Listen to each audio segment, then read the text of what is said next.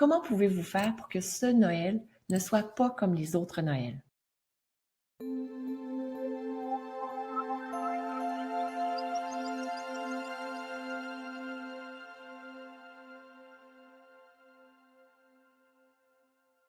Souvent, on voit le temps des fêtes comme une période extraordinaire pour montrer aux gens qu'on aime. Mais des fois, ça se passe pas exactement comme on voudrait que ça se passe. Il y a une déception qui s'installe à l'intérieur de nous. Pendant toute l'année, on fait notre yoga, on est vraiment bien aligné, on continue, on grandit. Et là, arrive le temps de Noël et on laisse de côté toutes nos bonnes habitudes. Des fois, on est déçu parce que Noël n'est pas parfait. Comment on peut faire pour que Noël devienne parfait? Moi, j'ai envie de vous proposer que Noël ne soit pas parfait, que vous fassiez des choses et que vous ne vous attendiez pas à ce qu'un fasse ceci ou qu'un autre dise cela ou que cela ait changé. Ce que je vous propose d'appliquer, le principe de pureté. Pureté qu'on fait dans notre espace, pureté qu'on fait dans notre vie, mais aussi la pureté de nos pensées. Donc, comment faire pour nettoyer vos pensées, pour laisser aller ce qui ne vous sert plus? Lorsque vous vous rendez compte qu'il y a une pensée qui est un peu parasite, qui est un peu toxique, négative, cultivez la pensée contraire. Après Noël, vous pourrez faire la deuxième étape qui consiste à méditer. Deuxième chose,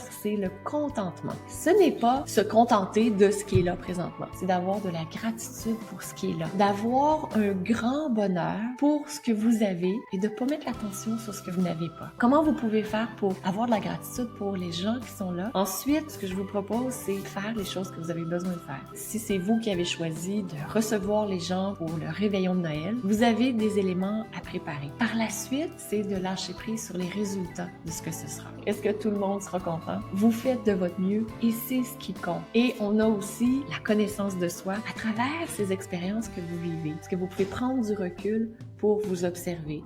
Pour observer quels sont les patterns, les schémas que vous répétez régulièrement, quelles sont les pensées que vous avez régulièrement. Donc, c'est comme ça qu'on amène le yoga hors tapis. Vous avez aimé cette vidéo? Je vous invite à cliquer sur j'aime et à la partager auprès de vos amis. Abonnez-vous aussi à la chaîne pour recevoir d'autres vidéos inspirantes de Diva Yoga.